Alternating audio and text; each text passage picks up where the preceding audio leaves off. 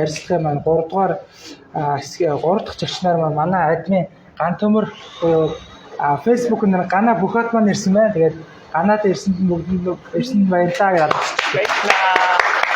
За тэгээд өнөөдрийн сэдв бол гүйлт болон жин гэдэг сэдвээр явна. За тэгээд Ганаа маань өөрийгөө танилцуулаад ер нь яаж явж байгаа ярилцлаганд орохоор болов юу хийдэг хүн байлаа гэх талаараа ярьчих.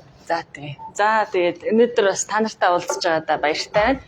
За намайг болохоор Ган Төмөргээ сая танилцуулсан. Тэгээд 2008 онд эрүүл мэндийн шинжилгээ ухааны их сургуулийн хүний их эмч мэргэжлэр төгссөн.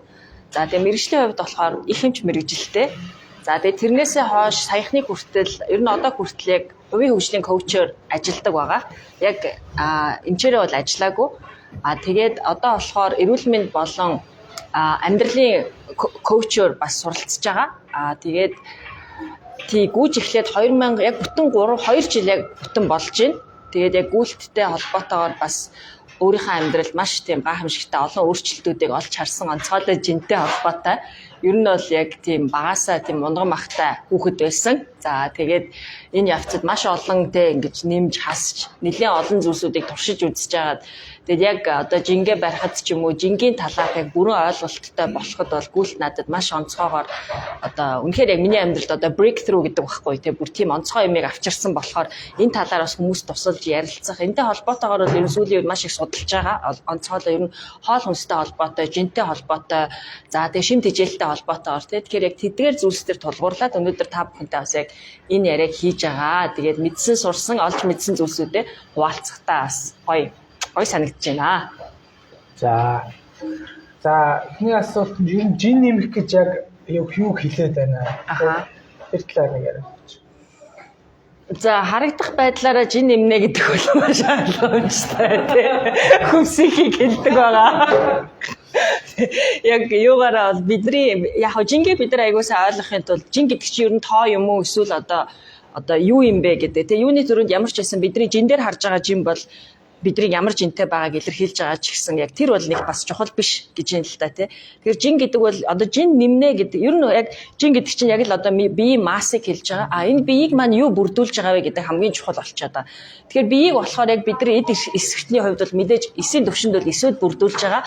Эд эрхтний төвшөнд болохоор ерөнхийдөө булчингийн эд өөхний эд яс гэсэн яг ийм бүрэлдэхүүнээс ер нь бол бидний бие тогтож байгаа. Тэгэхээр жин нэмнэ гэдэг нь хамгийн хүн эрүүл байхын тулд угаасаа тодорхой хэмжээний массыг бүрдүүлэх ёстой. Тэр масс маань тодорхой хэмжээгээр яг ясны масс одоо яс бол яг хүнд өөрчлөгдөхгүй болсон байгаа тийм. Булчин болон өөхний массын харьцаагаар хүний биеийн хэвийн жин тодорхойлогдож байгаа. Тэгэхээр одоо хэвийн жинтэй хүмүүс бол дунджаар одоо тухайн хүн хэдэн жинтэй хэдэн килограмм гэхээсээ илүү ер нь дунджаар нэг өөхний масс бол нэг 20-оос 30%, 30 хүртэлх хувьтай байх юм бол одоо тэр хүн яг нөгөө хэвийн одоо эрүүл жинтэй харагдахаар гэтэл өөхний масс нэмэгдэхийг болохоор бид нэр ихэвчлэн жин нэмэгдэх гэж хэлж байгаа. Тэгэхээр өөхний масс нэмэгдээд ирэхээр хүний бие харагдах байдал хүртэл нөлөөлдөг. Ер нь ингээ бодисын солилцоонд ч нөлөөлдөг тийм ингээд яг эрүүл жин нь болохоор яг яс булчин тодорхой хэмжээнд байх хэрэгтэй өөхний масс хэвийн биш болоод ирэхээр энэ өөхний масс нэмэгдэхийг л ер нь бол жин нэмэгдэх гэж нэрлэдэг байна л да. Тэгэхээр ер нь бол жин нэмэгдэх өөх бол булчингийн массын бас зөвхөстэй харьцааг бас хэлээд байгаа. Яг зөв байх юм шүү дээ. Тэгээд хүмүүс нэг яриад байдаг калори илчдэг тоолох хэвээр ингэх хэвээр гэх нэг яриад байдаг шүү дээ. Тэр одоо калори гэж яг юу хэлээд байгаа юм бэ? Тэр талаараа. За тэгээд ер нь бол одоо жин нэмэн жин хасна гэдэг зүйл чинь одоо өөрөөр хэлэх юм бол калори гэдэг зүйлийг нэлээд олон сонсч ирсэн баг те. Ингээл хоолны калорийг одоо хүмүүс нэг үе бодоход бид нар бас илчлэгийн талаарх ойлголттой болж өгч байна л доо.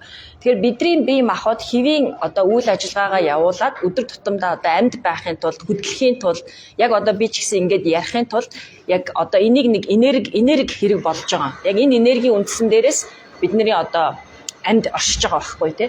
Тэгэхээр энэ энергийг бид нар ганцхан их сурвалжаас авдаг байгаа. Тэгэхээр тэр маань болохоор хоол хүнслээр дамжуулаад бид нар өөрсдийн биедээ энергийг аваад энэ энергийг бид нар зарцуулж амьд байж одоо бусад бүх үйл ажиллагаануудыг хийдэг гэсэн. Тэгэхээр энэ энергийн ерөөсөө хамгийн гол их үүсвэр бол яг сая би хэлсэнд ерөөсөө ганцхан их үүсвэр байгаа нь хоолоор бид нар энийг авдаг. За тэгэд энийг болохоор энергит ерөнхийдөө хувирахчаад байгаа. Ер нь хүн яг ямар хоолноос ямархуу байдлаар энерги зарцуулж ийм бэ. Яг эсвэргээрээ тэрийг тоон үзүүлэлтэнд оруулсныг болохоор килокалори гэж нэрлэдэг байгаа. Тэгэхээр дунджаар одоо 60 одоо би миний жим бол одоо 60 кг байхгүй. 60 кг жинтэй би одоо зүгээр ямар ч хөдөлгөөн одоо нэмэлт хөдөлгөөн хийхгүйгээр зүгээр би одоо өглөө босоод гэртээ ингээд ойр зуурын байжгаад хоолоо идээд гэрээсээ ерөөсөө гарахгүйгээр байхад би өдөрт нэг дунджаар 1500-аас 1600 калори шатаадаг. Хэрвээ энэ дээр би нэмээд гэр ажил руугаа алхаад ч юм уу те ингээ ажил руугаа нэг 40 минут ирж очихын 40 минут алхаад ирэх юм бол нэг 1800 1900 орчим калори тэр өдрийн турш шатаадаг гэсэн. За тэгээ энэ дээр хэрвээ нэмэгдээд ер нь бол би бүр зориудаар гүүгээд те ингээд өөрөөр хэлэх юм бол хөдөлгөөн болгон ч надаас маш их энергиудыг шаардаад байгаа шүү дээ те. Яг ийм энерги их шаардсан хөдөлгөөнүүдийг хийгээд ирэх юм бол би одоо өдөрт бол дунджаар бараг 2200-аас 2400 орчим калори шатаадаг байхгүй. Тэгэхээр энийг авахдаа бид нар болохоор хүнсээр авч байгаа. Ямар байдлаар шатааж байгаа вэ гэхээр хөдөлгөөнөөр хийж байгаа амьдралынхаа одоо энгийн үйл ажиллагаан дээр нэмэгдээд active calorie буюу яг идэвхтэй хөдөлгөөний улмаас бид нар энэ калорийг шатааж байгаа. Тэгэхээр энэ калорийн зөрөөн дээрээс ерөнхийдөө бидний жин тодорхойлогдчихэдэг. Хэрвээ энэ калори хуримтлагдаад өөрөөр хэлэх юм бол би идж байгаагаас багыг шатаагаад авах юм бол энэ маань өөхний хуримтлал болж бидний биед хуримтлагддаг. Эсвэргээрээ хэрвээ би гаднаас орж байгаагаас илүү ихийг гаргаад буюу шатаагаад авах юм бол энийг болохоор илчилгээний дутагдал буюу энэ маань болохоор урт удаан хугацаанд жин хасахад хүргэдэг байгаа. Одоо хүмүүс яриад шүү дээ. Сүүлийн үед бол diet, keto diet, ямар diet гээл тийм. Тэр diet нэг 5-аас 10 хоног явж байгаа л тэгэл үр дүнгүй болчиход байгаа шүү. Юу diet гэж яг юу хэлээд байгаа юм бэ? Яагаад ер нь үр дүнгүй болчиход байд юм бэ? Тэр талаар. За энэ тал дээр болохоор сая хамгийн сүүлд миний одоо яг судалсан яг сэдв байгаа ер нь бол яг хичээлээр үзсэн. Тэгээ энэ болохоор ер нь бол яг сая илчилгээний талаар бид нар ярьлаа шүү дээ. Яг энэ илчилгээний дутагдал маань хүмүүсийг жин хасахад хүргэдэг. Эсвэргээр илчилгээний яг илүүдэл маань хүмүүсийг одоо жин нэмэгдэхэд хүргэдэг гэд. Тэгэхээр одоо ерөөсөө бид нар маш их одоо турна гэхээр хамгийн түрүүнд хүмүүс хоолоо хасах гэж ер нь бол ойлгож байгаа шүү дээ. Ингээл хоолоо хамгийн түрүүнд хасдаг. Ягаад тэгэхээр ялтчгүй гаднаас орж ирж байгаа юм чинь тэр байгаа учраас тэрийг хасах юм бол хүн ялтчгүй илчилгээний дутагдал орож жин угаасаа хасж байгаа. Тэр утгаараа одоо маш олон төрлийн одоо дайет програмууд байна, янз янзын дайтууд. Тэгээ ер нь яг жин хасахад бол 20% дасгал хөдөлгөөн, 80% нь бол ялтчгүй хооллолтоос хамаарат байгаа учраас хүмүүс хамгийн түрүүнд хооллолтын дээр анхаардаг. Энэ ч гэсэн буруу зүйл ерөөсөө биш байгаа. За тэгээ дайтуудын ерөөсөө яг ерөнхий онцлог сая нөгөө илчилгээний дутагдал гэдэг дээр тулгуурлаад хэдий ч нэ бага илчлэг авна, хүн төдий ч нэ богино хугацаанд жин хасах боломжтой байдаг. Жишээлх юм бол би хэвээ одоо хөдөлгөөн хийхгүй ч гэсэн би өдөрт зүгээр л би амьд байгаагийнхаа төлөө зүгээр би 0 ороод ус уугаад тэ гараа хоол идж байгаагийн төлөө өдөрт би 1500 шатаагаад байна шүү дээ тэ. Гэтэл би хэрвээ өдөрт би гаднаас 500 калори ч юм уу. За бүр багаар отоход 1000 калори авах юм бол эн чинь өдөрт би юу ч хийхгүй байсан ч гэсэн хасах 500 калори одоо дутагдалд орж байгаа гэсэн үг байхгүй тий. Тэгэхээр хасах 500 калорийн дутагдал гэдэг чинь одоо яадаг чи 10 хоногт бол 5000 калори, сарын дотор болохоор бүр 5000 гэдэг чинь сарын дотор болохоор 15000 калорийн дутагдал. Энэ маань болохоор бүр нэлээд их хэмжээний одоо өөхийг хайлуулахыг боломжтой болчихж байгаа гэсэн. Тэгэхээр калори дайет болгон өөр өөрсдийн гэсэн онцлогуудтай байгаа. Ер нь бол яг дайтыг арай илүү дэлгэрэнгүй би бас дараагийн асуултан дээр ярьж өгөх нь бас зүйтэй байх гэж бодож байна. Ер нь дайтууд яагаад үр нөлөө маш богино хугацаанд одоо үр нөлөө үзүүлдэг вэ гэхээр илчлэг бага эдээд эхлэнгүүд яалтчгүй бид нар турна. Жишээлх юм бол өнөөдөр бид нар хоол соогоод бүтэн юу ч идэхгүй байх юм бол маргааш та нар 1-2 кг турцсан байх боломжтой. Тэр энийг гэхдээ заавал нөгөө өөхийг одоо 2 хил өөхийг би биеэсээ хасчихсан гэсэн үг биш. Тэгээ бидний биед маш их ус бас байж идэг, булчин байж идэг. Эднийг яг өөрийнхөө массаас ер нь бол алддаг. Тэгэхээр калори одоо ерөнхий дайтуудын онцлог нь нөгөө калорийн дутагдлыг үүсгэдэг. Ингэхдээ ихэвчлэн нөгөө хүмүүс нөгөө маш богино хугацаанд их үр дүн харах тийм нэг өвчтэй шүү дээ бид нар чинь тэг яарсан нэг тийм адагсан амархан аргаар тэр утгаараа ингэж нөгөө ихэнх тохиолдолд хэвийн биш одоо хэвийнээс хэтэрсэн калорийн дутагдлыг үүсгэдэг. За тэр маань юу гэсэн үг гэхээр жишээлх юм бол би зүгээр энгийн хөдөлгөөнтэй энгийн одоо амьд байхын тулд бодис солилцоогоо хэвийн явуулахын тулд би өдөрт хамгийн багадаа 1500 калори идэх ёстой болчихж байгаа. Гэтэл ихэнх одоо дайет програмууд ч юм уу турах програмууд энийг бүр хэтэрхий багасгаад ер нь бол баг өдөрт 1200 ч юм уу 1300 идэхийг зөвлөдөг. За энэ маань юу гэсэн үг гэхээр хэрвээ хөдөлгөөн хийхгүй хүн ч гэсэн одоо өөрөөр хэлэх юм бол нөгөө бие махбодыг хэвийн ажилуулахад шаардлагатай байгаа тэр калорийг ингээ маш ихээр багасгачихж байгаа байхгүй. Огцон багасгадаг. Тэгэхээр энэ огцон багаснаа гэдэг чинь маш их стрессийг дагуулж идэг байгаа. Бие махбодын хувьд ч тэр, сэтгэл зүйн хувьд ч тэр. Тэгэхээр энэ стресс биднэрт ерөөсөө амьдралын маань бүхэл талбаруудад нөлөөлдөг. Тэгэхээр энэтэй холбоотой байнгын өрсөлдөн дагалдж идэг. Мэдээч хэрэг бие махбод чинь хамгийн багадаа 1500 идэх хэвээр. Гэтэл бид нар нөгөө илүүдэл жинтэй байна гэдэг чинь өдөрт дунджаар нэг 2000-аас бараг 2500 гэдээ датчихсан тийм нэг амьдралын хвшилтэй байгаа байхгүй. Тэгээд тэрэн дотроо гинт 1200 калори одоо дайет бариад эхэлдэг. Энэтэй холбоотой маш их стресстэй тулдаг. За тэгээд тэр болохоор яг иймэрхүү стрессийг хүн өдөр болгон ч юм уу уртнаа хугацаанд ийм стресстэй дийл хийгээд тэ энэтэй ингээд тулаад явах боломжгүй байдаг учраас хүн яг нэг 2 сар гүрээдэг, 1 сар гүрээдэг, магадгүй 14 хоног гүрээдэг. Гэхдээ эргээд нөгөө нэг хуучин амьдралынхаа хэм маяг руу ч юм уу. За би ер нь чадахгүй юм байна, болохгүй юм байна гэдэг байдал руу ордог байгаа. За бие махбодын талаас энэний сөрөг үр дагавар нь одоо ерөнхийдөө сүүлийн үеийн шинжлэх ухааны одоо дайетууд болохоор ер нь хоол сойж хитрхийн хилчилгийн дутагдалд орж турахын одоо яг эсрэг байдаг болчиход байгаа. Тэгэхээр энэ үед бие махбодод юу болдго юм бэ? Яагаад тэгэхээр энэ үед бие махбодод маш сөрөг нөлөөт болдог. Яг юу болдог вэ гэхээр би сайн хэлсэн шүү дээ. Би эрүүл байхын тулд би зүгээр амьд байхын тулд эрүүл байхын тулд 1500 калориг идэх хэрэгтэй. За тэгэнгүүт би турыг ид шийдээд хоолоо сойгоод магадгүй өдөрт нэг л удаа хоол идэхээр шийдээд өдөрт би 1000 калориг авлаа гэж бодъё. Энэ тохиолдолд би өдөрт дунджаар автоматар шууд 500 калорийн дутагдалд орж ийн тэ. Тэгэхээр энэ калорийн дутагдалд ингээд ороод ирэхээр нөгөө 1500 авч чадахгүй 1000-ыг ингээ авангууд бие махбод цаанаасаа нөгөө хамгаалалтын дефенсив горим руу шилждэг ба. Тэр хүний бие бол маш их тийм дасан зохицох тийм боломжтой, маш тийм гайхамшигтай эрхтэн байгаа хгүй. Энэ олон жилийн турш ерөөсөө энэ байгалийн шалгарлаар одоо өнөөдрийг хүртэл бид нар чи явж ирсэн байгаа шүү дээ, тий. Олон мянган жилийн турш. Тэгэхээр яг өнгөрсөнд яадаг байсан бэ гэхээр ингээхэд бол бид нар өнгөрсөн рүү очих хэрэгтэй. Өнгөрсөнд яадаг байсан бэ гэхээр бидний нөгөө нэг одоо байн хоолт хижээл одоогийн шиг дэлбэг байгаагүй цаг бид амьдарч исэн байгаа да.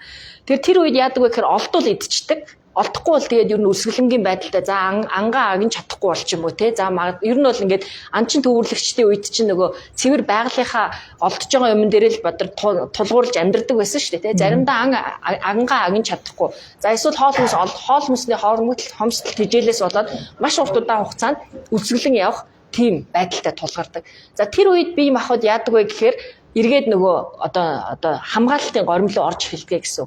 Тэр нь юу гэсэн үг вэ гэхээр ингээд ер нь бол яг за тэгээд эргээд нөгөө олдсон үедээ болохоор идээд эхлэхээр тэрийг хуримтлуулдаг. Ер нь нэг тийм байдалтай байдаг. Тэгээд эргээд нөгөө бид нар бие өлсгөөд ирэхээр яг тэр механизм руу шилждэг байна л да нөгөө одоо энийг болохоор famine горим гэж байгаа хөө өсгөлөнгийн төлөв рүү. Тэгэхээр бие махбод ямар тохиолдлыг авдаг вэ гэхээр ер нь бол бодисын солилцоогоо удаашруулад эхэлнэ. Амьд байхын тулд те ингээд миний калори зарцуул би одоо энгийн үед 1500 байгаа бол би 1000-ыг идээд эхлэхээр одоо нөгөө хэвийн үйл ажиллагаагаа хангахын тулд надад 1200 хэрэгтэй байгаа ч гэсэн маш олон талаасаа би одоо идэхгүй байдал руу бодисын солилцооны удаашрал руу орж эхэлдэг. Тэгээд яг хөө ингээд ийм нөгөө калорийн дутагдалд орж байгаа учраас хэсэг хугацааны дараа би турна ялтчгүй турж байгаа нэг 14 хоног ч юм уу сарын дараа. Гэхдээ энэ маань бид ямар дохиог өгч байгаа вэ гэхээр энэ хүн ахаад хизээч намайг ийм үлсгэлэнгийн байдалд оруулж магадгүй юм байна. Эннээс болоод би амь өргөтчих магадгүй юм байна. Тий, яг эргээд тийм болохоор би өөхний эсүүдийг нөөцлөх хэрэгтэй. Энэ маань ирээдүйд надад хэрэг болно гэсэн дохиог бие махбодод илгээж ирдэг. Тэгэхээр би насан туршдаа одоо хэсэг хугацаанд бидний дайет өрж байгаа зорилго чинь гэсэн нэг хэсэг хугацаанд зорилгодоо хүрээд тэрний дараа гоё хүсснээрээ ч юм уу гоё ингээд ямар ч байсан насан туршдаа бид нар хизээч 1000 калори идэнэ гэж бодож дайетд ордоггүй шүү дээ тий. Бүр сэтгэл готрол ороод өгчмээр санагдаж шүү дээ. Ихэвчлэн бид нар за нэг сар тисээд үзье 2 сар тисээд үзье гэсэн яг тийм сэтгэл зүйтэй ордог. За яг хөө тэрнийхээ ард гарлаа гоё 2 сар тислээ 2 сар калорийн дутагдалд орлоо. Тодорхой хэмжээнд жин хаслаа. За тэрний дараа ингээд нэг жин хассан ч гэсэн эргээд бид нар жоохон нөгөө калори нэмээд нэг жоохон ядч 7 хоногтоо нэг удаа гоё тэгээ цовь идчихдэг болъё нөхсөн юм идчихдэг болъё гэд нэг эргээд нэг хоолтынхаа энгийн хоолтыг горим руу ордог. Гэтэл нөгөө өлсгөлөнгөөс болж турсан бие маань нөгөө сайн байна уу та нөгөө тэг ингээд нөгөө өлсгөлөн энэ хүү ахиж хизээч өлсөх учраас надад өөхний эсийн хуримтлал хэрэгтэй тэгжиж би дараагийн удаагийн ийм үйл явдлыг даван туулан шүү гэсэн тэгээд програмчлагдаад байгаа учраас эргээд миний эдсэн болгоныг хоолт хижээл болгож авахаасаа илүү эргээд өөхний эс болгож хуримтлагддаг ба. Эргээд одоо хэвийн хоолнд ороод ирэх үед. Тэгэхээр энэ маань эргээд нөгөө нэг аюу хэцүү байгаа зү эдсэн ч гэсэн өлсөд байдаг. Эдсэн ч гэсэн ерөөсө ханд чадахгүй юм шиг өлсөд байдаг. За хамгийн биед гардаг одоо харагдах байдлаар гардаг өөрчлөлт нь хүн турах үедээ өөхний массаж алддаг, булчингийн массаж ер нь бол алддаг байгаа. Тэр яг 100% ер нь бол одоо хамгийн одоо төгс бие галбар одоо төгс одоо тураах арга нь юу байгаа вэ гэхээр хүн ер нь өөхний масыг л алдах хэрэгтэй. Булчингийн масыг л авч үлдэх хэрэгтэй байгаа байхгүй. Гэтэл турахтаа болохоор хүн булчингаач алдчихдаг, өөхөж алдчихдаг. Хамгийн зөвөр нь болохоор нэмэгтэй болохоор зөвхөн өөхний нэмдэг. Булчин нэмэхгүй. Заавал дасгал хийж нөгөө булчин ачаалуулсан дасгалууд хийж булчин нэмдэг. Тэгэнгүүт эргээд нөгөө ийм нэг сойсон нэг те яг ийм нэг сойсон нэг дайетын байдалд орсон эргээд нэг эдсэн ийм нэг ер нь бол эмэгтэйчүүд аль бүх амьдралынхаа бүхэл цаг хугацаанд нэг ийм нэг циклээр бол урт удаан хугацаанд нэг яваад байгаа шүү дээ те. Тэгэхээр яг ингэж эрүүл бусаар энийг одоо эрүүл бус гэж хэлээд байгаа. Эрүүл бусаар одоо явахын хамгийн сөрөг тал нь дотоод одоо бодис солилцооны төвшөнд яг саяын биеийг нэг тийм байдалтай шилжүүлчихдэг. Энд чинь ерөөсөө нэг эрүүл биш юм биш байгаа байхгүй те нэг байнгын өссөн хоолноос хамаарсан эдсэн ч тэр хоол нэг затгаж өгдөггүй. Тэгээд өөхний масыг л нэмээд байдаг. Тэгэнгүүт эргээд биеийн галбарч гэсэн ингээд тэрэнд айгүйх нөлөөлөгддөг те ингээд булчингийн масаа алдаад байдаг өөхний масын хоримтлалтай болсон нэг тийм л одоо бие галбартай болох одоо эрсдэлтэй гэхөө те сөрөг талтай. Тэгээ нөгөө хүмүүс ирээд шүү дээ 14 наа чинь би чинь дасан зохицуулаад ингээд чинь л нөгөө түрүүний хэлдэг шиг нөгөө хамгаалтын процессыг л явагдаад байдаг юм тий. Тэгээ чинь дайет өрсөн дээрээ буцаад тэгэхээр бүр тэрнээс илүү болдог тий. Буцаад тараглаад бүр тий. Тэр чинь бол яг нөгөө эсүүдэн л ингээд хүлээгээл байж байгаа юм. Эсүүд нь ерөөсө гаднаас юм орж ирэхийг хүлээгээд тэгээ бидний өөхний хоримтлал бол ерөөсө яг даатгалын тэр даатгалтай адилхан гэж байгаа байхгүй юу. Миний амьд даатгал болдог. Ахиж би үлсвэл өөхөл ерөөсөө ингэж нөгөө хамгийн их илчлэгийг агуулдаг эс байгаа байхгүй. Одоо жишээлх юм бол би 1 грамм өөхийг биедээ хуримтлуулахын тулд тэр чинь 1 грамм өөх 9 ккалорийг агуулж идэг бол 1 грамм нүүрс ус 1 грамм булчин маань 4 ккалорийг агуулж идэг гэсэн. Тэгэхээр өөрөөр хэлэх юм бол хамгийн үр дүнтэй өөхний хуримтлал нь эргээд өөхөн эс байдлаар их калорийг бид биендээ одоо хуримтлуулж байгаа. Энэ нь эргээд үлсгэлэн тохиолдоход илүү их одоо туранхай хүнээс ч юм уу булчинлаг хүнээс ч гэсэн яг үнэндээ илүү их урт удаан хугацаанд одоо амьд үлдэх магадлалтай байдаг учраас нэг бодлын бидний хамгаалах механизм байна л да энэ маань. Харин яг одоо би болохоор нөгөө 30 гаруй кг хасахтаа одоо яг буруу одоо би буцаад нэг жоохон зузаармаар санагдаад байгаа байхгүй эртөө нөгөө тэгээ 10-д гармаар энэ хөлмөл аймаг нарах юм байна. Тэгсэн хөвлийн хэдэн өөхнө байгаад байна. Тэгээ жин дээр төсгөө 30 гаруй кг хассан мөртлөө тэгээ хувцснаар бол гайд хараад гоё болоод. Тэгэхээр би бол өөрөө яг буруу хассан гэж бодоод байгаа байхгүй. Тэгэхээр яг зөв жин хасал гэж яг юу хэлдэг юм бэ? Зөв жин хасахад ер нь ямар хугацаа шаарддаг? Ямар дадлууд шаарддаг? За тэгэхээр энэ бас их гоё асуулт байна тий. Хүн болгоо яг энийг бас яг одоо бас сонирхож байгаа бах тий. Тэгэхээр саяын яг бие махбодын хувьд болохоор бид нар ярих юм бол ер нь бол яг жин хасан гэдэг чинь бие махбодын хувьд сэтгэл зүйн хувьд ингээд маш том ингээд зөвхөн нэг харагдах байдлын тухай ерөөсөө биш те. Энд чинь зөвхөн ингээд амар тийм эрүүл мэндийн тухай, эрүүл мэнд талаасаа, сэтгэл зүй талаасаа айгүй тийм өргөн гүн гүнзгий ойлголт байгаа юм л да. Тэгэхээр за яг бие махбод талаасаа аваад үлдэх юм бол өөхний масаа хасах нь чухал. Одоо яг би нэг 30 кг хасна гэхээсээ илүү 10 кг гэхээсээ илүү би аль болох булчингийнхаа масыг авч үлдээд өөхний масаа багасгах нь гол зорилго байгаа да. Тэр ягаад тэгэхээр булчин бол ерөөсөө хүний биеийн хамгийн тэр гол бодисын солилцоог явуулж идэг, хүнийг хүчтэй байлгаж идэг, яг тийм ингээ гол эрхтэн одоо хүнийг эрүүл байлгаж идэг. Хүний одоо ингээл ерөөсө бидний бие чинь ерөөсө яг булчингаас ингээ тогтоод гадуураа болохоор өөхөн хоримтлал ер нь бол үүсчихэж байгаа байхгүй юу? Эмэгтэй хүмүүсийн хувьд бол тэр тусмаа арьсанд орох өөхөн эдийн мас нэлээ ихтэй, эрчүүд болохоор дотор өөхлөлт нэлээ ихтэй байдаг гэсэн яг тийм онцлогтой байгаа даа. Тэгэхээр яг эрүүл байхын тулд бид нар гоё хүчтэй байхын тулд гоё харагдахын тулд аль болох булчингийн мас их байх тусмаа хүний бие нэг тийм гоё зэгзгэр харагдана гэсэн. Эсвэргээр өөхний мас ихтэй байх тусмаа хөвсгөр харагдана гэсэн. Тэгэхээр эргээд бид нар мөө булчингийн масаа аль болох авч үлдээд өөхний масыг хасахыг зорих хэрэгтэй болж байгаа. За тэхийн тулд тэгвэл хоолн дээр юунаас анхаарах вэ гэхээр хамгийн нэгдүгürt нь сая нэгдүгürt юуны түрүүнд ерөөсөө жин хасалтын үндсэн суурь болсон юуны түрүүнд бид нар калорийн дутагдалд орох хэрэгтэй. Яаж ч байсан калорийн дутагдалд орох хэрэгтэй тий. Тэгэхээр хэдий ч нэ их калорийн дутагдалд орно. Төдий ч нэ ингээд амархан жин хасах юм байна гэдгийг сая би хэлсэн шүү дээ тий.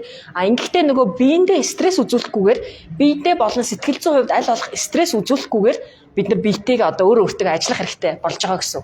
Тэгэхээр би өдөрт дунджаар 2000 калорийг одоо хөдөлгөөнтэй байгаа хүмүүс эрчүүд бол арай ихийг шатааж байгаа. Жингээс шалтгаалаа илүү их жинтэй байх тусмаа тэр хөдөлгөөнгүй байсан ч гэсэн илүү их калорийг шатааж идэв. Ягаад тэгэхээр тэр их бие чинь хангахын тулд тэр хэмжээгээр бие махбод хөдлөх хэрэгтэй болж байгаа шүү дээ. Тэ ингэж үйл ажиллагаагаар хангана гэсэн.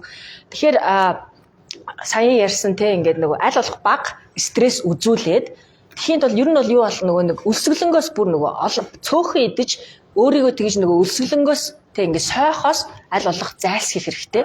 А тэг калорийн дутагдалд орох хэрэгтэй. За тэгээд булчингаа алдахгүй хэрвээ хүн калорийн дутагдалд орж байгаа бол заавал өөх булчин хоёрыг аль алиг нь алдчихдаг.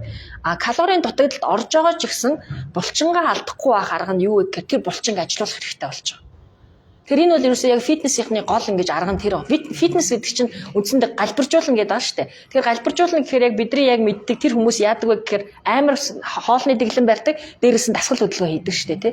Хэрвээ дасгал хөдөлгөөн хийхгүй бид нар одоо цээж махаа идээд одоо тий хичнээн ингээ калорийн дутагдал зүгээр орсон ч гэсэн бид нар хүссэн ч хүсээгүй булчингийн мас алдна. Тэр хүний биеийн гайхамшигтай юм нь юу гэдэг вэ? Хүний бие ерөөсөө ингээ амар гайхамшигтай. Маш их дасдаг, маш их ухаантай. Тэр хэрвээ би нэг булчинг ингээл ажилуулад л одоо булчин гэдэг чинь одоо ажилуулна гэдэг чинь хөдөлгөөн хийхийг хэлээд шүү дээ. Тэ юм өргөөд ч юм уу гүүгээд ч юм уу. Тэгээ тэр булчин ажиллаж байгаа үед хүний бие энэ булчин надад хэрэгтэй юм байна. Энэ ашиглагддаг учраас би яач ч байсан энийг алдаж болохгүй гэдэг масыг гэдэг мессежийг өөртөө авчидаг. А тэгээд яг энэ үед бид нар калорийн дутагдалд ороод ирэхээр нөгөө нэг хэрэггүй үед чинь болохоор өөх эдийн хоримтлал байгаа байхгүй тий. Ингээд нөгөө бодис солилцоо маш удаа явагддаг. Тэнд бол ер нь бол суц моц ч ер нь өөхөн дотор суцч байхгүй. Нэг тийм зэлцсэн шар юм лээж идэг гэсэн үг. Хоньны өөх шиг те. Тэр чинь өөр хэлгийн бид болохоор хэвийн эрүүл амьдарч байгаа өлсгөлөнгийн биш үед хамгийн хэрэггүй хэрэгтэй болчихж байгаа байхгүй.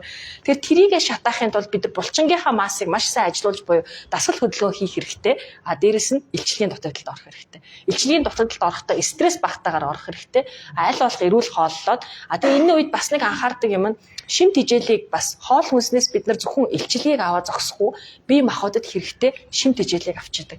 Шимт хижээл гэдэг нь юу юм бэ гэхээр эрүүл байхын тулд миний бие бодис солилцоо намайг ингээд шимт хижээлээр ингээд хангаж байгаа энд нэг асар ингээд нарийн хими уруул миний бие махбодод өрнөж байгаа байхгүй.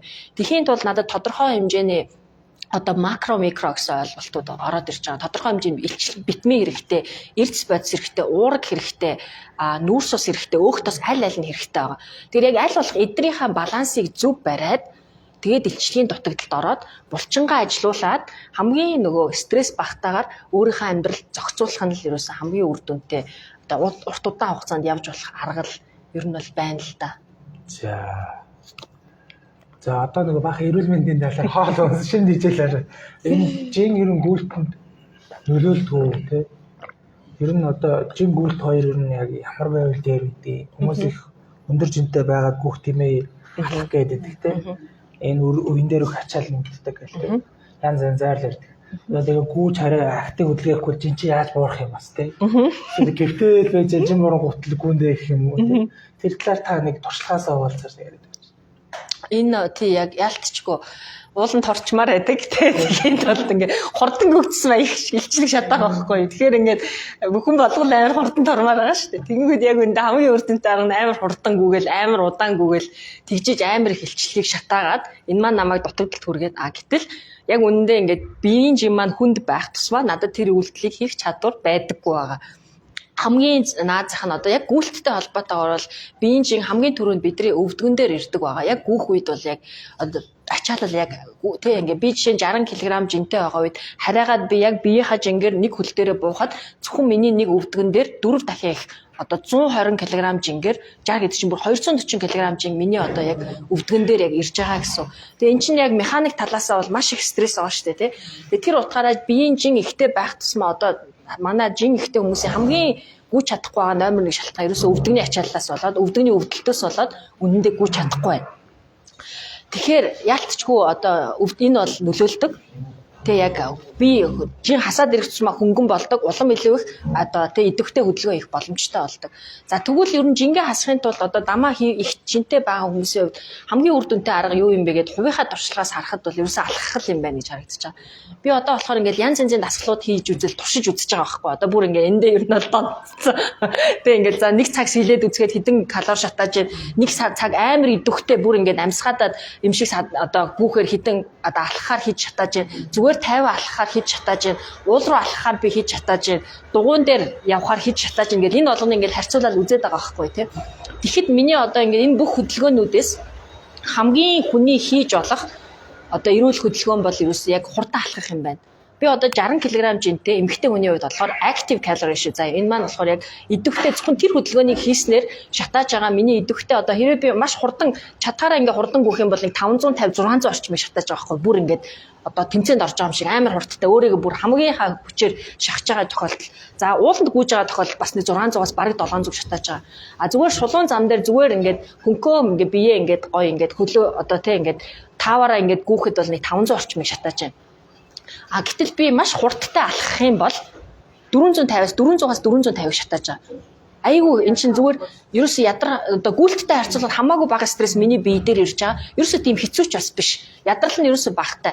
А гэхдээ 450 400 гэдэг чинь маш их одоо илчлийг шатааж байгаа байхгүй. А гэтэл би жимд ороод те одоо нөгөө гүйлтийн цан дээр ч юм уу эсвэл ингээд шатаар өгсдөг тэднэр дээр ингээд шатаа бүр сэлэхэд хүртэл маш бага. Сэлэхэд би нэг 350 300-аас 350 шатааж байгаа. Гэтэл зүгээр сэлэхэд бол миний биед маш их стресс амар ядардаг байхгүй. Ер нь ингээд тасралтгүй ингээд сэлэхэд чи ингээд баян ингээд хөдөлдөг. Тэгжиж би дөнгөж 350 шатааж байгаа бол маш хурдтай алхаснараа бараг 450-ыг шатааж байгаа байхгүй. Тэгээ энэ дээрээс зүгээр харахад бол ингээд алхах бол үнэхээр үр дүнтэй. Тэгээ үеийн дээр ачаалал гүйлттэй харьцуулах юм бол багтай илчлэгийг ингээд шатаах үр дүнтэй арга юм байна. За ууланд алхах ч гэсэн ялгаагүй маш их илчлэгийг шатаад юм байлээ.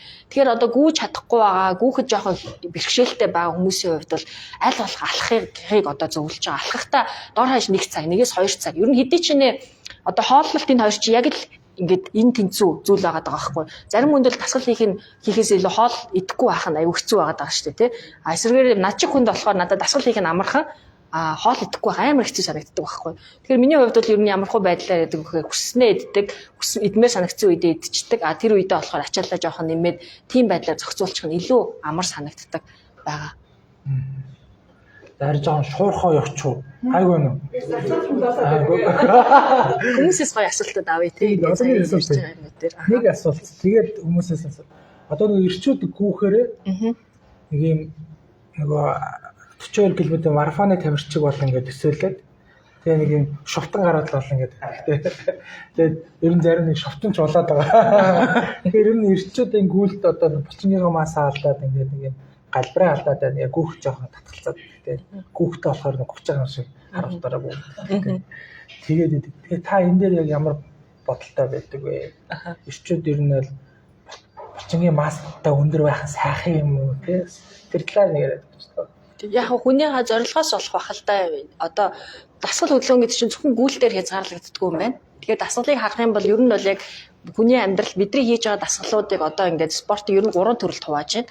Тэгэхээр эхнийх нь болохоор кардио дасгалууд буюу зүрхийг маш их хичтэй ачааллуулад тэгээд маш их энерги зарцуулалтыг үүсгээд тэрний үндсэн дээр одоо энерги зарцуулалт ихсээд калорийн дутагдалд орох боломжтой.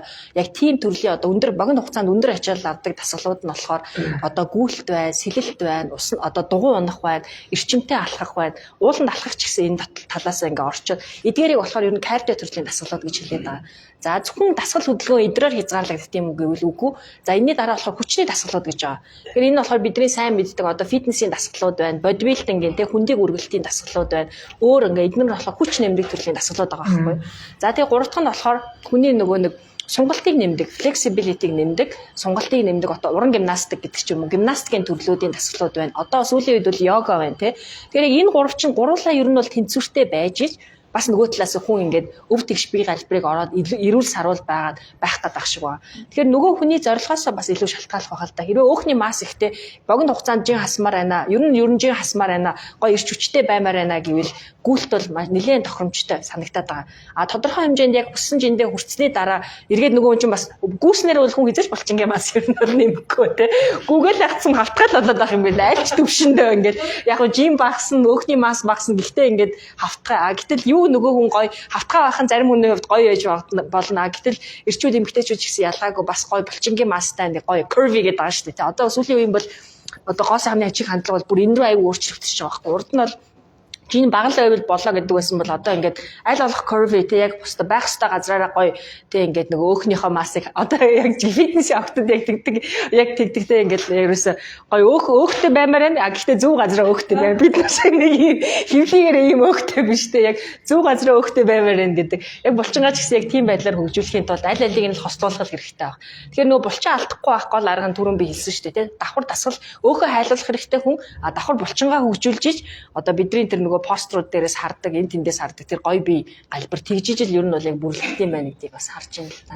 Одоо 10 кг асахад бол одоо булчингийнхаа 9 аруулаад өөх байгаас л байх тийм. Манайхан бол ингээд алаглуулаад хэвчээ шүү дээ. Өхрийн махаар бол ингээд алаглсан махыг гацчихдаг шүү дээ. За бэлдсэн асуултууд маань хижигнүүлээ хийчлээ хоёлаа. Аха. За тэгээд юу сонсогч нараас ирсэн хүмүүсээс нээлттэй чөлөөтэй асуултууд асуугаад ингээд явчихлаа. Одоо чи цаг юу вэ? Нэг цаг гар болсон юм шиг үү? Тэгээд ер нь тэрнээс өмнө би бас нэг дайтуудын гэж яг ер нь одоо маш олон төрлийн хоол, жин хасах аргуудыг та нар сонсож байгаа бах тийм. Бидний хамгийн сайн мэддэг одоо монголчуудын донд маш их одоо амжилттай явж байгаа дайт бол кето дайт байна шүү дээ тийм.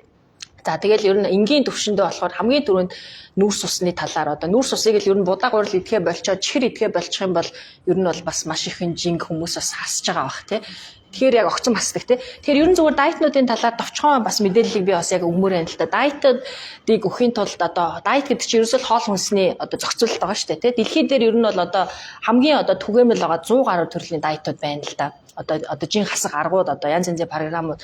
Тэгээд тэднийг алинаас нь дээр гэж хэлэхэд хэцүү. Яагаад тэгэхээр тэр болгон чи шалгарсан арга байгаа. Тэр болгоны чи ард үр дүнгууд байгаа. Үр дүн өгч байгаа хүмүүс байгаа. А тэр болгоны ард яг үнэндээ бас ярих юм бол судлаач нарын баг бас ажиллаж идэг. Тэгэхээр яг гэхдээ дайт болгон хүн болгонд өөр арга замуудаар тохироод байгаа. Эдгээр юугаараа ялгараад байд юм бэ гэдгийг би товчхон ингээд хилээд өгье те. Тэгэхээр яг хоол хүнснээс бид нар ер нь хоол хүнсний хувьд яг хоол хүнсээс бидний гаднаас авч байгаа шимтэг жилийг макро, микро гэж ер нь бол хоёр хуваагаад байгаа. Тэгэхээр ер нь бидний идж байгаа өнөөдрийн ингээл бүх тавган дээр байгаа бүх хоол үндсэн 3 одоо яг бүтцэд хуваагддаг. Одоо нэг нь болохоор нүүрс ус, уураг, өөх тос байгаа. Тэгэхээр энийг болохоор макронутринт одоо макро шимтэг жилүүд гэж нэрлэж байгаа. Тэгэхээр бидний ямар хоол идж байгаагаас шалтгаалаад тэр хоолны маань нүүрс ус, уураг, өөх тосны харьцаанд өөр байдаг гэсэн. Тэгэхээр бидний хамгийн өргөн хэрэглэгддэг нүүрс усаар баялаг хоол хүнсний жишээнүүд бол одоо яг энэ бейкерид байгаа тэг гурлан бүтээгдэхүүнүүд байна. Тэгэхээр яг энэ ширээн дээр те ингээд энэ бол маш их энергийг агуулдаг. Тэгээ ер нь талах хэдэл аюу гоё идэг шүү дээ тийм ингээл гоё сэрэгчдэг хүчтэй байдаг. Тэгэхээр ингээд маш энэ бол яг нүүрс усны хамгийн одоо түгээмэл нүүрс ус байна. Нүүрс усны хамгийн түгээмэл хэлбэрүүд нь одоо энэ гурлан бүтээгдэхүүнүүд жимс болон чихрэн төрлийн бүтээгдэхүүнүүд болчихж байгаа. За хоёр дахь нь болохоор одоо нүүрс усны онцлог нь болохоор хүний биед маш богино хугацаанд их эрч хүчийг энергийг өгөхөд зориулагдсан. За хоёр дахь нь болохоор уураг байна. Тэгэхээр уураг бол ерөөсөө яг нөгөө бидний нөгөө булчингийн үндсэн гол тийм ингээд бүтэц байгаа. Хүний биеийн яг гол арга хэсгийг бүрдүүлдэг. Хүний биеийн building block буюу тийм хүний биеийн барьж байгуулдаг тэр үндсэн гол хэсгүүд гэж нэрлэдэг. Тэгэхээр эрүүл байхын тулд бид нар бас яг хоол хүнснээс уургийг яг зохистой хэмжээнд авах хэрэгтэй. Тэгэхээр энэ уургийн яг гол төлөөллүүд нь болохоор бидний хамгийн сайн мэдгээр мах байна, өндөг байна. Махан төрөлт бол уураг маш их агуулгаддаг, өндөг байна. За тэгээд тодорхой хэмжээний ногоонууд байна. Брокколи гэдэг ч юм уу те, бууцаа гэдэг ч юм уу. Гэтэ яг монголчуудын хувьд бол уургийн гол их үүсвэр нь болохоор цагаан эдээ, мах цагаан эдээ хоёр болчихж байгаа. Үндсэн байдлаараа уламжлалт байдлаараа болохоор бид нар өөрсдийнхөө мах цагаан эдээнээс уургийнхаа хэрэгцээг нөхөж авч ирсэн. За тэгээд гурав дахь нь болохоор өөх тос байгаа шүү дээ те. Тэр өөх тос бол угаасаа ойлгомжтой хаана байдаг. Өөхөнд малын өөхөнд байгаа, маханд байгаа. За тэгээд байгалийн болон малын гаралтай, ургамлын гаралтайг хоёр төрлийн source буюу их сурвалжаас бид нар өөхийг авдаг. Тэгэхээр янз янзын нөгөө ургамлын тоснууд тоснууд болоод малын хувьд болохоор малын махынхаа өөхнөөс бид нар нэлээ их өөхийг авдаг. Тэгэхээр ерөн саяхны хүртэлх дайтуудын дайтууд бол ер нь бол өөхнөөс аль болох ягаад тэгэхээр нөгөө өөхний хуримтлал үүсээд байгаа юм байна. Турна гэдэг чинь өөхөө хасах юм байна. Тийм болохоор би хоол хүнснээсээ өөх тосыг хорих хэрэгтэй юм байна гэдэг ойлголт бол маш түгээмэл явж исэн. Эргээд энэ цусан дах өөх чинь өөрөө холестеринийг үүсгээд судасны ханыг мань хатууруулад зүрхний өвчлөлийн шалтгаан болчоод байна гэдэг үзэл бол маш түгээмэл сүүлийн хэдэн жилийн турш анагаах ухаанд яригдчихсэн учраас хүмүүс дайт гэд бодохороо дайт буюу жин хасах арга гэхээр хамгийн түрүүнд өөхөө хасаад ерөөсөө нөгөө дахианыхаа цээж махыг л идээд жимсний ногоо салаадууд л идээд яг хасаад байна тий. Гэхдээ энэ бол тийм зөв арга зүйд ер нь бол өөх эцсийн эцэд хортой биш юм байна. Ягаад тэгэхээр уламжлалт талаас олон жилийн турш бид нар чинь өөх идээд өөхөөр амьд яваад энэ хүртэл ингээд ирсэн. Тэгээ өөх чинь эргээд яг бодис солилцоо талаасаа ч гэсэн ер нь бол яг өөхний хуримтлалыг нэх их үүсгдэггүй юм байна. Хамгийн гол асуудал бол ерөөсөө энэ өндөр нүүрстэй бүтээгдэхүүнүүд юм байна гэдгийг яриад ерөн сүүлийн үеийн дайтууд бол ер нь кетог бол та нар мэдж байгаа шүү дээ тий. Өөх идээд байдаг бараг 70-80% нь энергийнхаа их үүсвэрийг өөхнөөс авч байгаа байхгүй. Тэгэхээр Тэгээ өөх идэд байгаа хэрнээсээ тэр хүн тураад байдгийн цаана ерөөсө бие махбодын түвшинд биохимийн ургамлын түвшинд бол ерөөсө калорийн дутагдал үүсгэх нь чухал. Гэтэ яг хоолны хүнсний хувьд бол өөх бол нэг тийм айгаад байх биш юм байна. Хамгийн гол нь ерөөсө өндөр нүүрс ус юм байна. Яагаад тэгэхээр энэний чинь цаана инсулин гэдэг бодис байгаад байгаа. Тэгэхээр инсулин ерөөсөө одоо яг биеийн дотоод түвшинд болохоор тархалтын шалтгаан болчоод байна. Одоо өндөр нүүрс ус эзснээрээ бидний нөгөө цусан дах сахар ихсдэг. Энийг багасгахын тулд нойр болж байгаанаас инсулин гэдэг даавар ихээр ялгардаг. Энэ даавар маань эргээд бидний бүх эрэгтэй системд нөлөөлж идэг. Эргээд энэ даавар бие махбодод өөхний хуримтлалыг үүсгэдэг гэж ярьж байгаа. Тэгэхээр ерөн сүүлийн үеийн дайетууд дээр бол аль болох ерөөсөө нүүрс устай хоол хүнснээс татгалзахыг санал болгоод байгаа. Юуны түрүүнд калорийн дутагдал үүсэх ёстой гэдэг байгаа шүү дээ, тий. Дамаа энэ бейкеринууд болохоор ерөөсөө хамгийн их нөгөө нүүрс усыг өгдөг. Нөгөө талаас шимт хижээл арай багтай байдаг. Бусад төрлийн хоол хүнсээ бодох юм бол уургийн агуулмж багтай, өөхний агуулмж багтай, маш их энергийг өгдөг, калорийг өгдөг. Эргээд энэ маань болохоор өөхний хуримтлалыг үүсгэх одоо яг тийм юу болоод байгаа учраас ерөн сүүл тэгээд яг нөгөө сая би ярьсан шүү дээ, макро гэдэг чинь нүүрсээс уураг өөх тос юм байна. Микронутриент гэдэг аа. Микро гэдэг нь болохоор бидний биед хэрэгтэй эрдэс бодис витаминуудыг болохоор микро гэж хэлээд байгаа. Тэгэхээр яг энэ тавын одоо харьцаа онцгойлоод энэ макрогийн харьцаагаар ер нь бол яг хоол хүнсээ бид нар зохицуулах одоо энийг нь болохоор бүр одоо хоол судлалын шинжлэх ухаан гэж нэрлэдэг байгаа байхгүй. Тэгэхээр ер нь бүх төрлийн дайетнуудын ерөөсөө яг нийтлэг нэг юм нь онцлог эсвэл ялгаатай юм нь юу байдаг вэ гэхээр ерөөсөө энэ нэг гурван зүйл байгаа шүү дээ, тийм. Нүүрс ус, өөх тос, уураг энэ гурвыг бид нар юунаас авах вэ гэдгээрээ ялгардаг. Одоо зарим төрлийн дайетууд бол жишээлх юм бол зөвхөн малын гаралтай хоол хүнс өөхнөөс татгалзаад аль болох ургамлын гаралтай өөх тос идээд нүүрс усаач гэсэн юугаас авахыг нь хоолныхын сонголтын дээр яг анхаарч штэ тий. За нүүрс ус энэ гурыг тодорхой зохистой хэмжээгээр хүн угаасаа эрүүл байхын тулд авах хэрэгтэй. Энтрийн яг source буюу их сурвалж нь юу байх вэ гэдгээсээ ялгардаг. За хизээ идэх вэ гэдгээсээ ялгардаг. Тэгээ зарим нь болохоор орой одоо жишээ нь 16 цагийн мацаг барих гэж сонсч ирсэн ба 24 цагийн мацаг барих гэж яг өглөө одоо үдээс өмнө сайн хүссэн юм идчих орой бити идэ гэдэг бол бас монголчууд юм амар түгээмэл ерөөсө хамгийн түгээмэл дайет чинь тэр байгаа шүү дээ тий. Оройны хоолол бити идгээд эн чинь нэг төрлийн дайет байгаа байхгүй тий. Эн чинь ерөөсө яг орой хоолол бити ид тэгээ бус нь болчихно да. Хизээ идэх үү, юунаас идэх үү? Тэгээд ямар харьцаагаар авах уу гэдгээсээ дайетнууд хоорондоо ялгарч идэг. Жишээ нь кето болохоор 80% та өөх тосноос энергийнхаа их хүсвэрийг ав. Үлдсэн нүүрс усыг болохоор ерөөсө 5-аас 10%-ийг ав. Үлдсэн 20-аас 30%-ийг 20%-ийг болохоор одоо уургийг ав гэдэг. Яг энэ нь болохоор кето дайет болгочиход байгаа. За өөр төрлийн болохоор янз янзын дайетууд болохоор за өөх тосыг ингэж хийх хэрэггүй. Нэг 20-аас 30% нь л ав. Уургийн дайет гэж жишээ нь байгаа байхгүй. Ерөөсө уургал идээд гэдэг ч юм уу тий. Уурглаг хүнсээ 70-аас 80% төлхөө аваад гэдэг байдлаар. Тэгэхээр дайет бол яг энэ гурван юмараа одоо энэ дэлхий дээр байгаа 100 гаруй төрлийн нэр алдартай одоо амжилт болоод байгаа дайетууд энэ гурван юмараа хоол хүнснийхээ их усүрийг юунаас авах вэ? Саяын нөгөө гурван харьцаагаас юунаас авах вэ нэгдүгээрт нь хоёрдугаарт нь ямар харьцаатаагаар авах вэ? 70% нь өөх байх юм уу? 70% нь нүүрс ус байх юм уу? Тэгээ хизээ идэх вэ гэсэн яг энэ гурван юмараа ялгардгийн улмаас ялгаатай дайетууд байдаг. За тэгээд бид чинь бас юу гэдэг шүү дээ. Марафон өмнө нүүрс усны парти гэдэг. Сайхан цөөн гайддаг тий сайхан одоо юу гэдэг нүүрс усаа дэгжиж бас энерги болдог. Бензинээ шахдаг гэсэн үг тийм. Тэгээд бас бензин хэрэггүй биш. Марафон өмнө бензин хэрэгтэй тий. Yes. За одоо тэгвэл асуултууд руу оръё. Тэгээ тий. Гараа өргөөд асуултуудаа асуугаа нээлттэй чи ямар юу байгаа вэ? За ингэж. Тэгээд халаа ингэж байцсан. Тэгсэн чинь заримдаа ингэж нөгөө ихтэй нөгөө шинжилгээ өгсөн байхгүй юу? Тэгээд шинжилгээ өгсөн чинь уураг нь жоохон дутуу байж гэх юм уу гараад ирж байгаа. Тэгэхээр одоо заавал тэр уургийг яхад бол уураг юм уу гаднаас ямар нэгэн уураг ч юм уу ямар нэг юм идэх ёстой юу болсноор тэнцвэрээ нь одоо тоолоо идэх ёстой юу? Уураг уух уу яах уу гэж асууж байна тийм. Ер нь бол уураг хоол хамгийн гол одоо фитнесийн уургууд ч юм уу уургийн бүтээгдэхүүнүүдийн гол зорилго нь бидний хоол хүнсээр авч чадахгүй байгаа уургийг л бидэрт нөхөж өгөх зорилготой байгаа.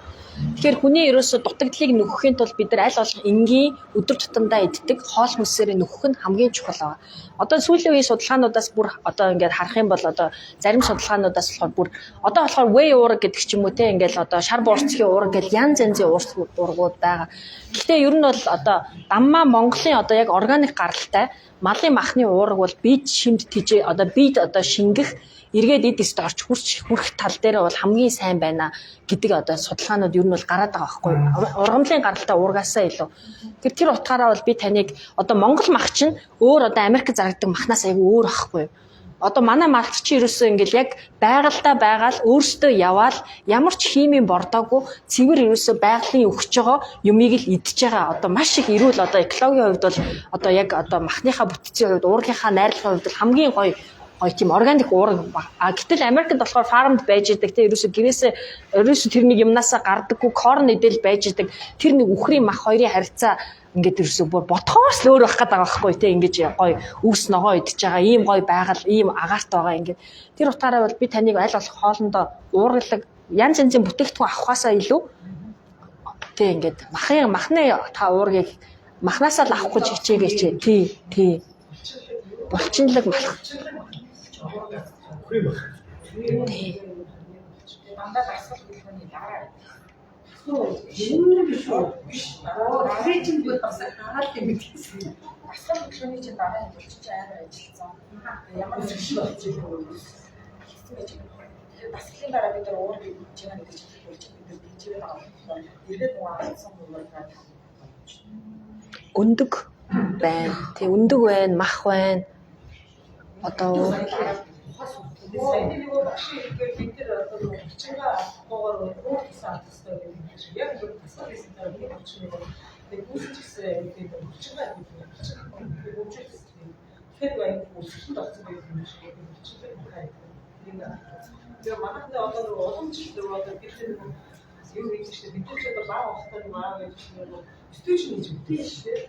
Одоо бид нэг стүүшн гэж байна. Одоо монголчууд үгүй яа гэдэг.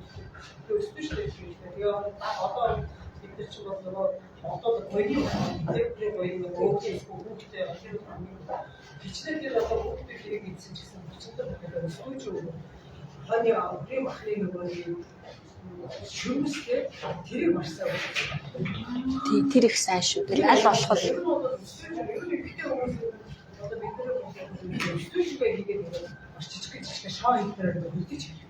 Яг энэ дандаа нөгөө дайн цацж яваа юм шиг яаж юм шиг тийм учраас бид нэгэ мэдсэн байгаа юм чи та тэгээ яваад сүлжээ хийж байна. Тэгээд тэр чинь жижиг юм чи зааж тэгээд дандаа.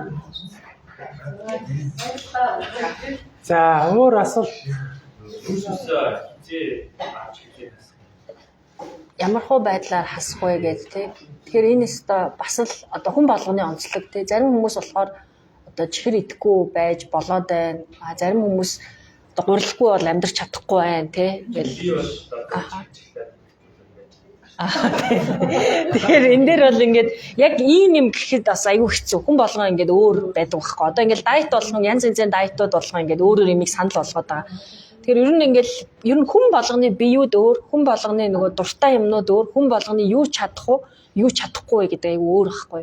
Тэгэхээр би болохоор одоо яг энэ чиглэлээр суралцж байгаа. Одоо яг эрүүл мэндийн коуч хийгээд бид нар ерөөхдөө юу хийх ёстойгоо мэдчихдэг. Яг эргээд энэ нэг ингээд нэг концептыг хүний амьдрал дээр буулгахаар хүн болгонд айгүй өөрөөр арга замууд ер нь бол хэрэг болдог. Хүн болгоны ингээд арга барилууд айгүй өөр. Тэгэхээр яг энэ дээр ингээд яг илүү ингээд нэг хувьчилсан зөвлөгөөнүүдийг аваад те яг энэ дээр ингээд яг өөрсдөө тохирсон, өөрсдийнхөө цагтаа ажил амьдралынхаа хэм маягтаа тохирсон. Зарим хүн гэртээ хоолоо игээд идэх боломжтой, зарим хүн чадахгүй те. Зарим хүн гурилын эмгүүлэл амьдрч чаддаг, чихэргүүл амьдрч чадахгүй гэдэг ч штэ те. Тэгэхээр эн чинь бол ингээд яг л одоо арай л нэг өөр л нэг төрлийн зөвлөгөөл одоо хэрэгтэй болно гэсэн. Эхний ээлжинд хэрвээ яг тийм байгаа бол ер нь бол яг хаа сахар бол үнэхээр хортой болчиход байна. Бидний бие махбод. Одоо 100 жилийн өмнөхөөс одоо энэ аж үйлдвэрлэлийн хувьсгалтай холбоотойгоор энэ сахарын хэрэглээ бол бүр ингээд бид нэр одоо 10 дахин ихссэн.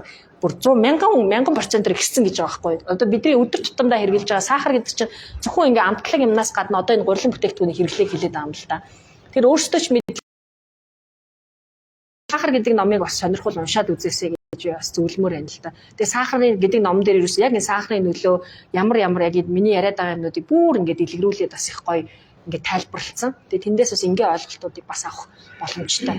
Хэдүүлээ нөгөө бекрийн газар урд ирчихэл бекри идэж болохгүй гэх багаас уршлаа. Гэтэ зохистой юм жаа гэж байгаа хэ. Хэмжээтэй хизээ юу гэдэг. Зөв тий. Олон шатаах арга бас аягүй сайн мэдэх нь аягүй зөв.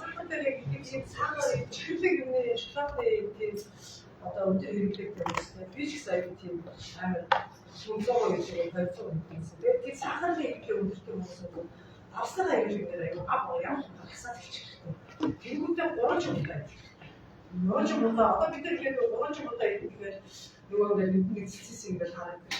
Одоо яг ингээд үсгийн удаанууд өглөөгөө үйлсэх тийм актив өндөртэй хүмүүс удааны төлөв бол одоо нэг ясуудаа бид нар зуртаг гэж ярьдаг шүү дээ. Тэгэхээр зуртаг гэдэг ойлгох яашаа манай монголч нөгөө ногооны нөгөө хүмүүстэй бүр броклик гэсэн харагдаад байдаг тийм. Гэтэл тийм шүү. Одоо ч нөгөө бид нар үсээ гэдэг сонголтоо болчихсон. Бүх удаа ингээд тэрэндээ мөршиг болсон байдаг учраас эхний удаад би нэг хатад өөрөө удаа чи зүгээр өөр хийх тууштай ямар нэгэн бодлоо нэг юмтай хатад чагаад байна. Тэгээд ихээр ингээд сахар юм гэж яа. 3 удаа идэх юм бол 3 удаа оройс идэх юм бол сахар юм гэж багсаж байна. Тэгээд хүний нөгөө хүчин яагаад өөх юм багсаж байна. За эндээс хэлчихсэн. Би өглөөний цайны хэлсэн. Одоо ингээд ийм тохиолдолд яг яасан дээр юм гэж асуусан. Жингээр хасах хүсэлтэй тэгээд тэр хүн доктор авсан мэдээлэл болохоор өглөө кардио хийвэл жин хасах магадлал нь өндөр. Тэгээд кардио хийхдээ цайгаа авахгүй үлэн байх хэрэгтэй. Гэтэл нөгөө тухайн хүнийг мэдээлж байгаа өглөөний цайгаа сайн ууж явж заавал уух хэрэгтэй гэсэн мэдээлэлтэй одоо яг тийм тохиолдолд тухайн хүн яг одоо тасгалаа хийхээсээ өмнө цайгаа уух хэрэгтэй юу, уух хэрэгтэй юу? Тэгээд одоо нөгөө өглөөний цагаа заавал уух хэрэгтэй гэсэн байгаа шүү дээ. Гэдэг шүү дээ. Тэрийг болохоор яг өглөө хүн өглөөний цагаа заавал уух хэрэгтэй юм уу? Одоо нөгөө хүн өглөөний цагаа уух хэрэгтэй ямар нэгэн судалгаагаар гэдэг мэдээлэл ингээд олон төгссөн байдаг. Тэр судалгаа хийхэд бол өглөөний цай хийдэг компаниуд нь одоо ингээд бүрэн ороо гэсэн ч юм уу тийм юм байсан юм байна. Тэр тийм болов уу? Тий өглөөний цайтай холбоотой бас их яг энэ тал дээр одоо айгүй controversial гэдэг байгаа байхгүй юу. Одоо бас л яг маш ялгаатай мэдээллүүд байна. Ялтчгүй сая охины хийм блэ? Уянгагийн хэлж байгаа ч яг энэ дээр одоо энэ нэг өглөөний цай бол ирч хүчээ одоо их ундраг хамгийн чухал хоол гэдэг ямиг ингээл бид нар чинь бас сүүлийн хэдэн жил айгүй сонслоо шүү дээ. Тэгээ бас яг тийм бас биш юм байна.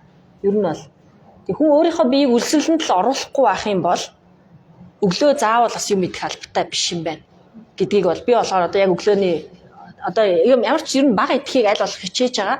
Цөөхөн идэхийг хичээж байгаа. Тэгээ өглөө идчихээ миний хувьд болохоор өглөө идчихээр өглөө идэхийн ач холбогдол нь юу аав гэхээр ингээл шүнжэнгөө ингээл гоё юу байсан өсгөлэн байсан би сэргээл ирч хүчээр өгөөд өдрийн турш таны бодисын солилцоог сэргээгээд тэгээ бодисын солилцоо чи идэвхтэй байна гэж мессежийг ингээд аваад тэгээ өвчнөө олон жил өглөө идчихэж байгаа байхгүй. Өнөөдөр өглөө иддэг байлаа угаасаа. Тэгэнгүүт яг миний болохоор энэний сураг тал нь юу байгаа гэхээр идчихдэг. Тэгээд ингээд өдрийн турш үлсдэг. Одоо өглөө идчихэрч өдөр амар үлсэл хоолоо иддэг. Тэгэл ерөөс өдрийн турш яалтчгүй бодисын солилцоо маш идэвхтэй байх шиг байгаа юм. Тэгээ энэний үр дүнд нь өдөржингөө амар их хилээд тарчдаг байхгүй. Тэгээ одоо болохоор ер нь хоолтын хувьд болохоор аль болохоор ер нь л бага идэх гэж угаасаа байнга л хичээж байгаа байхгүй. Тэгээ миний хувьд болохоор ер нь л аль болох өдөрт 3 иддэг байсан. Одоо 2 хооллохыг сонгож байгаа. Тэгээ тэр нь болохоор өдөр орой 2 иддэг. Орой хоол идэхгүй байх надад аюу хэцүү байдаг байхгүй. Орой ингээд идэхгүй байхаар нойронд ингээд нойр хүрдэхгүй те ингээд тэр маань ингээд тэр хамгийн хэцүү байдаг болохоор тэгээд ингээд тэгэхээр ингээд өглөө тэр тал дээр чинь бас судалгаанууд байна. Заавал өглөө идэх албатай биш ээ гэдэг. Тэгэхээр ер нь бол ингээд хэрвээ чадчих байгаа бол ер нь бол өдөр хүртэл явхад бол бас асуудалгүй санагтаад байгаа надад бол.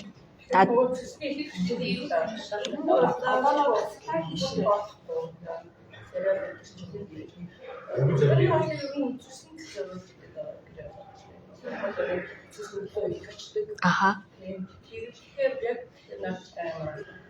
Тэгээд нөгөө шүүх хийхээс өмнө одоо нас болсон байх хэрэгтэй. Тий, тэгж юм. Одоо тэгэхээр яаж төсвийг хамгаалах. Тий, яг тэгж явах шиг байгаа. Тий. Тэгээд одоо болохоор ер нь өглөө нэг жоохон яг нэг тийм цөсөө ажиллуулахын тулд бас яг өглөө идэхгүй байхын хамгийн сөрөг тал нь болохоор яг нөгөө цөсний ялгарл ихсээд эргээд энэ цөсний чулуу үүсэх шалтгаан болдог гэд тэгээд байгаа юм л да. Тэгэхээр ер нь бол өглөөд нэг жоохон нэг өөхтэй нэг жоохон тосрохог ч юм уу нэг тийм юм нэг балгачвал зүгээр юм шиг байна. Тэ одоо шаардлагатай кофе бол хамгийн одоо түгээмэл одоо амьдрал дээр одоо хэрэгжиж болох жишээ байх шиг байна тий. Тэгээ ер нь бол яг би болохоор юу гэж хэлэх гээд байгаа вэ? Ер нь ингээд ийм төрлийн практикгүй зөндөө их байгаа. Зарим нь хүмүүст болдог, зарим нь болдоггүй. Тий.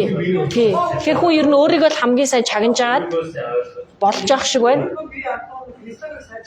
Тий. Тэгээд яг өөртөө тохирсон аргаал хийх хэрэгтэй юм шиг байна. Бүгдээ заавалчгүй бүгдээ жоохон сууж хэвчээ.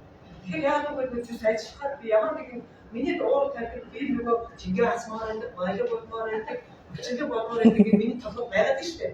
Гэтэл бусад эргэтэн систем үчи ямар гэдэг өөрөө санаад мэддэг байх хэрэгтэй. Өөрөө чагнадаг байх хэрэгтэй. Энэ асуугаад чи тэр чинь өгөхөөр би яадаг вэ гэдэг ингээ боддог шиг хүн ямар нэгэн байдлаар өөрөө амьдралын мөчлөг амьдралдаа ямар нэгэн өөрчлөлт хийх чинь тэгэхээр би их чагнадаг байна. Яг зөв. Би чагнадаг. За би хийнгүүл яах вэ гэдэг одоо өөр төвчд өснө гэдгийг толгойд ивчих шиг за би яг ийм асуулт хийж байгаа би яг ингэж байгаа гэдэг өөрөөр дахиад болгоод байгаа юм чинь бүх харинаас би автомат чагналцдаг байна. Чагнаад ирэнгүүт миний юу гэх юм болоо тий. Сахар ивдөө сахар даваас хоёр маш бага байгаа хасаа болов уу гарчдаг. Тэгээ ер нь бол бас зүс хэрвээ өгсөн байвал окей ямар нэг байдлаар хийж гэхдээ маш ходоод зөв юм. Чизээ. Бүх зүйл ингээд ялгаа ходоод аяад нөгөө төслөөс бичиж чүлээд. Тэрээс бас манай улаан шахахгүй монголч.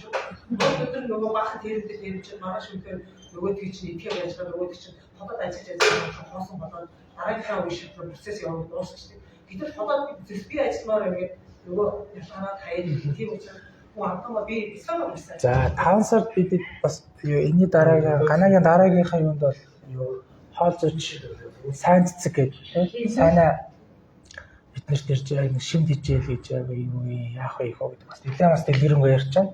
А ганаа маань өнөөдөр бас жин хаялт бас гүйлт гэдэг сэдвээр ярьж байгаа. Хэдүүлээ сэдрөө жоохон буцаад орохгүй сүлдээ нөгөө уламжлалт юм чимж болоо явууч. За сум яа.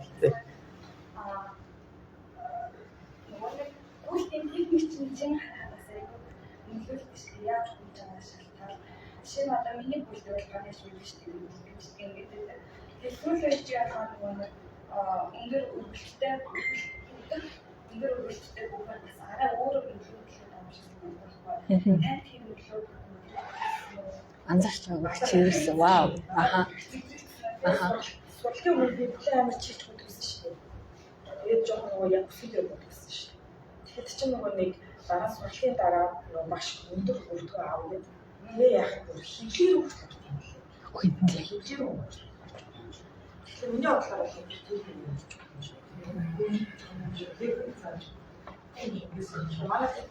Үлдээ үед одоо яг хаалт дэглэм тусдаа дэглэм байлгүй хүн өөрөө би зарцуулаад эсвэл нүүрсээс одоо өөртөө энийг нүүрсээс багсгаад байна.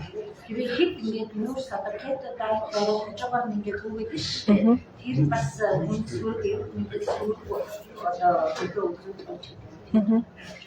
Гайгүй бах төө гүйлтэн дээр зүгээр анхаарах гол юм нь ямар ч байсан ходоод дүүрэн гүйж болохгүй хоол идснээс дор хаяж 2 цагийн дараа гүйдэг.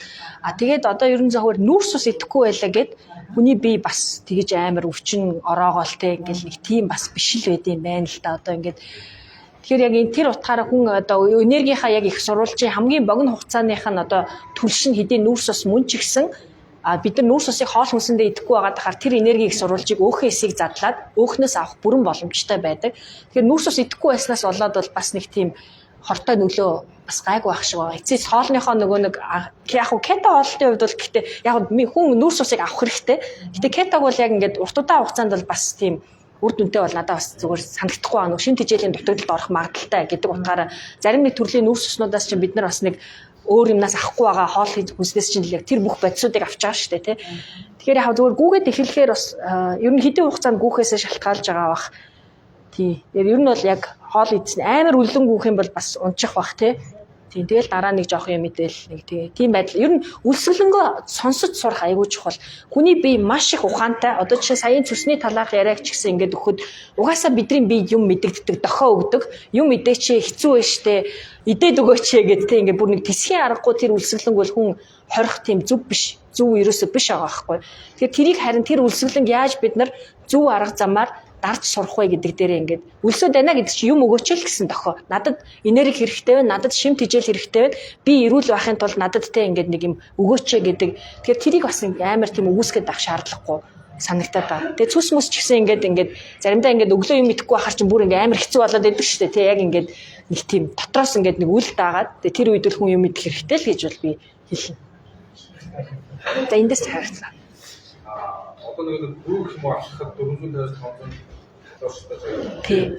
Хэдийн хугацааны Нэг цаг, яг нэг бүтэн цаг тий. Яг 60 кг жинтэй эмэгтэй хүний хувьд шүү дээ тий. 80 та хүн бол тий тасралтгүй хөөхөд. 80 та хүн бол арай ихийг шатаана.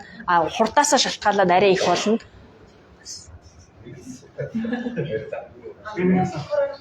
Эндээс авчаа тэгээд бас. За. Эцэнгийн масаа авахгүй гэсээр яаж ингэж хүүхдтэйгээ одоо гашгүйгээр өөрийн машин өөрөө нэг. Ер нь бол хоол хүнсээ сайн идээд байхад бол гайгүй дээ. энэ дээр их юм бол би туршлагаас бүхэн нөгөө зарим хүмүүс чинь одоо жишээ нь би тийм эксперт хасчихлаа гэдэг бол бүрт бол энэ бол одоо ингээ хараад байгаа зүйлээ фитнес гэж зааж үзсэн. Үлдэн цаанаар үзсэн гэдэг гадаа бүртгүүлсэн. 30 минут гадаа бүртгүүлсэн. Яаж ажиллах вэ? Өчигдөр орж ирсэн чинь илүү болж байгаа. Тэгээд илүү аваад хаас жаах гэж байгаа. Хамгийн гол фитнесийн уцаад оргуудаа гүн ажиллагаа ажилладаг асуудалтай хийж байгаа. Тэгэхээр нөгөө чинь масаа авах гэж байна. Ер нь бол физикийн дараа ураг өндөг чимээсэж хараад байна. Бүгд сүүлийн үед юм яа ажиллах гэсэн энэ нөгөө мөс нэг шинжилгээ зурсан юм байна. Миний бүссэн байгаа. Үдээс хойш би ажиллаад гэсэн чинь дасгал хийсэн чинь үдээс хойш би 3 цагаас хойш толгой болоо гэдэг салбар хийх болохгүй мөсөс юу багсаа. Тэгэхээр тохиол би орой бүхээс өмнө яг талаа юм удаач юм те. Жог нөгөө талаа удаач өөрөө яг юм гэхээр маш их хийж үлдэх юм задаач юм. Тэгэхээр фитнесийн ч гэсэн тийч хэрэгчээ өөрөө орж ирээд бас хийж дараа нь харин урьдчилан цагийн дараач юм тийм нөгөө баха цээж баха боромжтой. Тэгэхээр нөгөө хийж чинь өөрөө авах уу гэж бас яваа юм шиг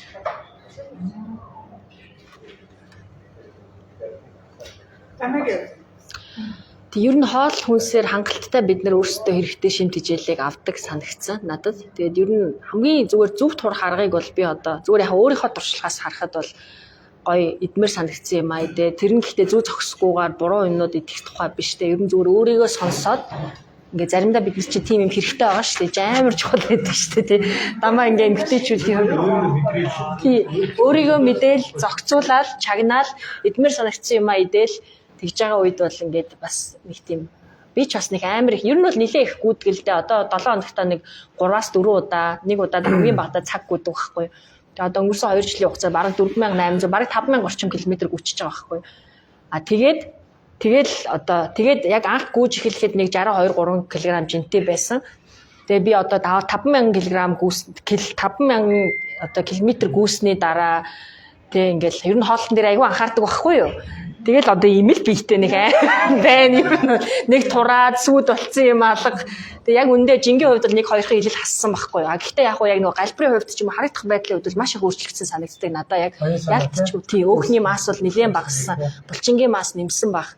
Тэгээ би үл ер нь булчин алдахгүй байх хамгийн зөв арга бол ер нь л хүн ингээд бас нэг бие сэтгэл зүйтэйгээ нэг тийм ир найрамдалтай амьдрна гэдэг нэг айгүй хэрэгтэй санагдаад байгаа байхгүй. Энд чинь бас л нэг өөрийгөө хайраас үүдэлтэй тийм нэг дайет барьж ийн гэл нэг өөрийгөө амар зовоогоол гүйж ийн гэл нэг ингээл гүрийлгээл ингээл өөртөө юм идүүлэхгүй байгаа л тий. Тэгээ тэр бол надад үнэхээр хэцүү санагдав. Энд чинь ингээд өөртөө дарамт үүсгээл тий яг ингэж өөрийгөө бас их хайрлаж ингээд аль талаас ингээд мөр санагцсан үедээ идчихдэг, гүмэр санагцсан үедээ гүйч. Яг тийм хэмжээнд хүрэхийн тулд дасгал хөдөлгөөн бол үнэхээр ингээд айгүй гайхамшигтай санагдаад байна. Яалтчгүй ингээд нөгөө хоол сойно гэдэг чинь бас гоё юмыг хорих гээд байгаа шүү дээ. Хоолноос бид нар чинь маш их гоё кафег, шим тижээлээс гадна ингээ баяр хөөргийг аваад байгаа. Тэрийг зөвхөн сойж турна гэдэг бол тийм зүв санагдахгүй байгаа. Надад бол ингээ амьдралын баяр баясгалан ялтч амьдралын чанарыг бууруулад байгаа байхгүй. Нэг талаасаа ингээ гоё жин хасаад нэг тийм гоё болж байгаа ч гэсэн.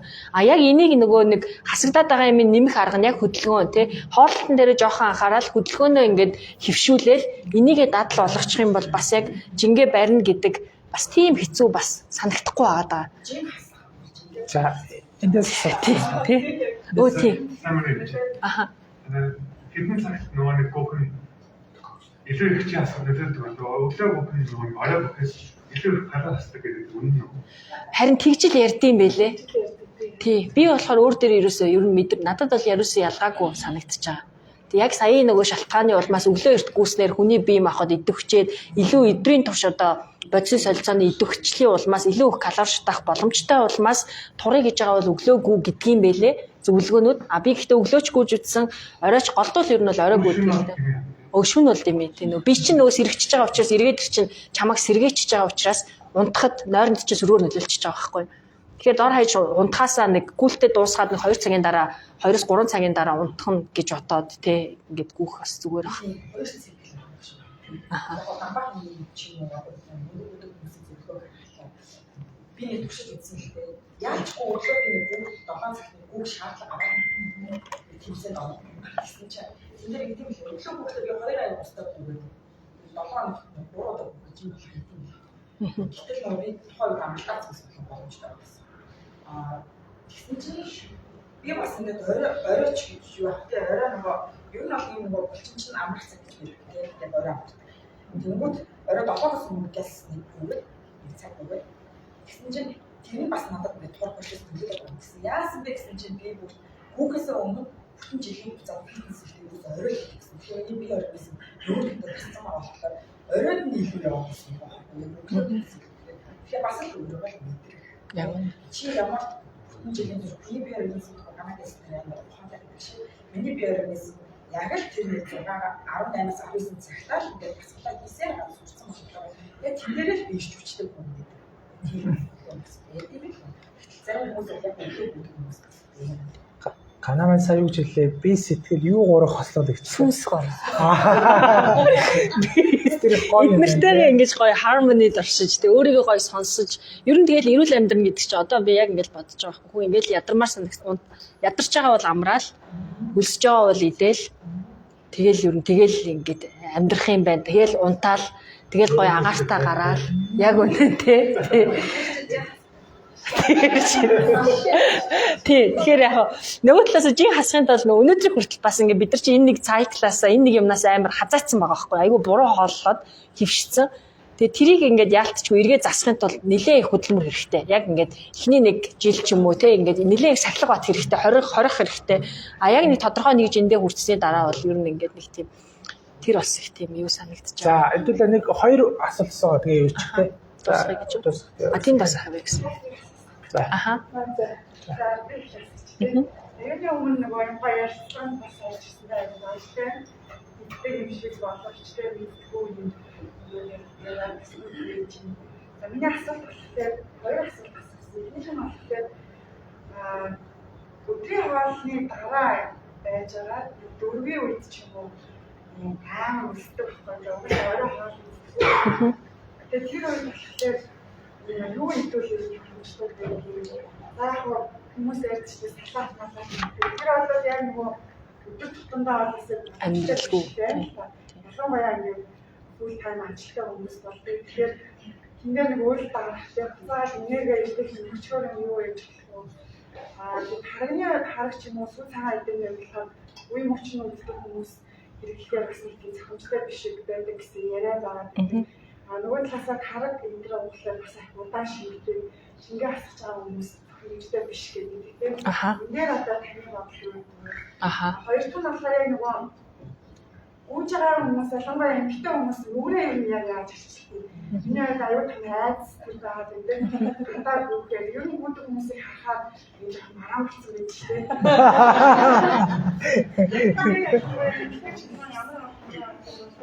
Так чи өөрөө мөнгө авах гэдэг.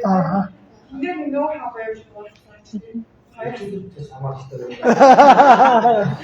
Нүүр харлаад байна гэдгээс болоод тий гүхгүй байдаг яг хүмүүс. Энэ бас айгүй чухал ах шиг байна. За снакны хувьд бол айгүй чухал. Ялцчихгүй би өөрөө бас яг энэ дээр бол бүр яг бас л амар олон жил ер нь бол яг бас гашлагж जैन толгоогоо. За тэгээд миний хувьд болохоор ер нь ааруул иддэг. Ааруул яг ингээд ааруул эзгий ер нь хөвгтэй хасаа цагаан эдээ хөдөөтэй ойр байсан учраас цагаан эдээ өссөн мэдээж өссөн учраас цагаан эдээ надад их ойр санагд. Ааруул бол бүр хамгийн ингээд уургаар айгүй баялаг, айгүй сайн үл дардаг. Гол нь үлсгэлэнгийн чинь дарах хэрэгтэй байгаа шүү дээ. Тэ ер нь бол салаадаар бол дарагддаггүй. А жимс эдээд бол бас дарагддаггүй. Тэгээ ааруул эзгий бол амар тийм гоё хувилбар санагддаг. Тэгээ аль болох уургаар баялаг, самар бас иддэг. Ер нь бол тэгээд идчихээр ингээ айгуу сайн үл дарагдаад. Ер нь яг эрүүл снак гэх юм бол ер нь энэ гурваар л би бол одоо өдөр тутамдаа одоо хоолны завсар үлсэж байгаа тохиолдолд идраар дарахыг хичээдэг байгаа. Тэг ер нь зүгээр яг сүүн бүтээгдэхүүний талаар бас их маш тийм нөгөө ялгаатай ойлголтууд ер нь бол байгаа даа. Ингээ сүүний уураг муу гэдэг, сүүний сахар муу, лактозын одоо үл твчил хүмүүст үүсгэдэг гэдэг. Гэхдээ одоо бас сүүлийн үеийн судалгаануудаас харах юм бол хүний бие ерөөсөө л яг орчин нөхцөл уламжлалтаа маш их зөгцсөн. Бидний монголчууд чинь одоо бидний өвөг дээдс чинь маш олон жилийн турш сүү цагаан эдээ бүтээгдэхүүнийг л одоо идэж ирлээ шүү дээ, тий. Тэр утгаараа генетикийн талаасаа одоо ер нь бол бас ингээд одоо монголчууд одоо ерөнхийдөө бол бас сүү цагаан эдэр бүр үнэхээр л одоо идэл шууд ингээд гиз мэд чинь дүүрэл те ингээд хоол шингэхгүй байгаа тийм шинж илэрхгүй байгаа бол генетик талаасаа бол бас яг ингээд ном зохиол дээр бичээд байгаа шиг сүүн бүтээгдэхүүнийг бас муу талаас нь бас бид нар харах шаардлагагүй юм шиг санагдаад байгаа монгол хүмүүсийн хувьд. Тэгэхээр би бол аль болох сүүн бүтээгдэхүүнийг нэлээд их хэрэгэлдэг. А сүүний талаар бол янз янзын юмнууд байдаг ч гэсэн монголчуудын хувьд л ер нь гайгүй юм байна. Улаан цайм одоо гиз дүүрээд байгаа тийм шинж илэрхгүй бол тэр болохоор ингээд айгүй сайн ингээд юмнууд зөндөх байгаад байгаа те тэр чинь тэгэхээр хувьдаа бол төлхөө хэрэглэхийг зөвлөдөг байгаа. Арьсны тал дээр болохоор өөр гэхдээ снак дээр бас хүмүүс зөвлөгөө өгч магадгүй. Арьсны тал дээр бол тэгэл одоо баф айгүй хэрэг. Одоо манай сумягийн зүтсэн байгаа те.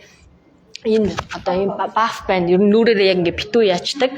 За тэгээ зүгээр яг ийм маска болохоор бид нэр ер нь цоолчдаг. Тэгэхгүй яг ингээ масктай гүнхэрч амар хэцүү эргээд нөгөө яагаад байгаа учраас тэрэндээ нөгөө амьсгал оруулах нүхтэй байхын тулд хит цоолчдаг. Тэгэл нарны тусаад үрхээл тэгэл ялтчгүй нар салхинд гүйж байгаагаас амар гоё мэдрэмж авч байгаа. Тэг ингээ гоё ингээ дотор гүөхээс шал өөр штэ тий. Гэтэ тодорхой хэмжээгээр тэр арьсан дээр бол бас тэгэл яг нөгөө юугаа үүрэл явчихин та. Эрсдлээ өөрөөл тий золиос өөрөөл.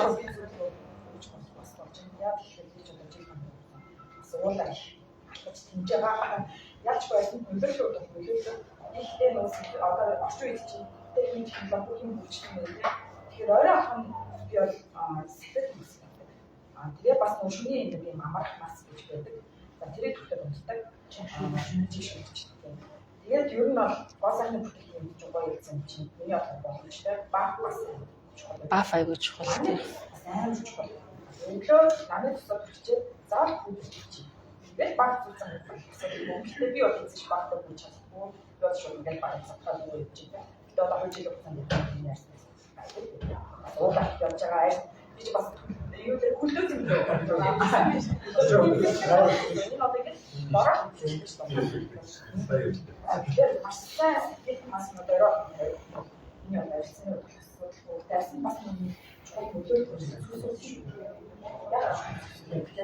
Яг юу хаалж чижээ.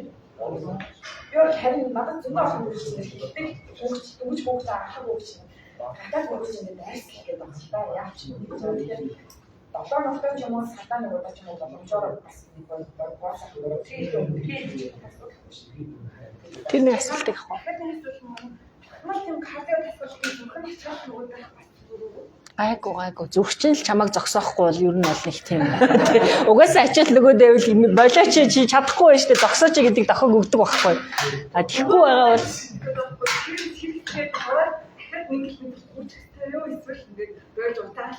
Хэмжтэй харьцдаг. тий.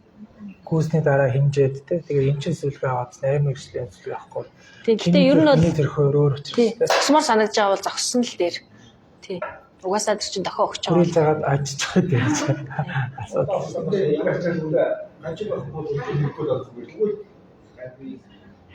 Мэргэжлийн хэмжээтэй хувьд бол яг өсвөр үндэстэй гарсны дараа зүрхний асуудал нөлөө өөрсдөө хэмжээтэй байна. Эрүүл мэндийн гүйцэтгэлийн хувьд бол харьцангуй гайгүй. Гэхдээ одоо яг үнэхээр ачаал нэгтэй өөрөө нөө өдрөөд байгаа юм гэсэн доо. Би ч яах гайхалтай. Нөгөө бусад хүмүүсээр гайхчихсан. Яаж ингэж ийм алхам мэдчих ингэж гүгээд байна. Сүүлдээ дасчдаг тий. Анх одоо жишээ нь яг одоогийн би нэг 5:30 гэдэг хурдаар гүйдэг байхгүй. Анх гүйжэлцсэн. Тэгэхэд миний зүрхний зохиол 170 байдаг байсан байхгүй. Анх гүйж хэлэхэд шүү дээ. 170 гэж амар өндөр байгаа байхгүй. Одоо бодоход одоо яг энэ хурдаар би одоо нэг гүйхэд нэг 135 орчим л хурдтай. Дээдл нэг 140 хүрдэг ч юм уу. Тэгэнгүүт миний зүрхний ачаал нөгөө энэ ачаалаа дасаад яг ижилхэн стресс ирж байгаа. Гэхдээ урд нь 170 байдаг байсан бол одоо ерөөсөө тэгэж амар ачаалхаа болон тасцаан гэсэн үг энэ нэг хугацаанд. Тэнт нэг айжмдаа нөгөө амьсгал зүү орж айжмдаа гайваа басаад одоо удаа Надад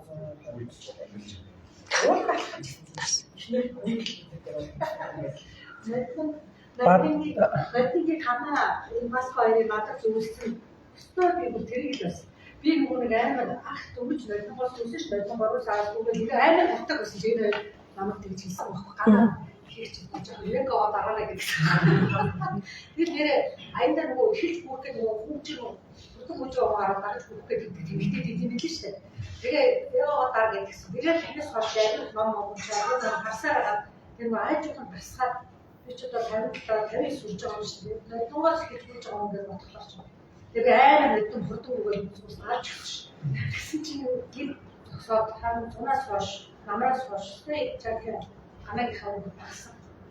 Ээрхоо дараа та гэж чи хэлсэн шүү дээ. Тэгэхээр баярлалаа тэр яаж тийм цагийн нууч хэлвэ гэдэг. Юуст баярлж байгаа. Та одоо яг би 80-тай үзчихсэн. Одоо би 77 тэгтэй галбирсан байна те. Галбирсан юм шиг тастай явж ирсэн.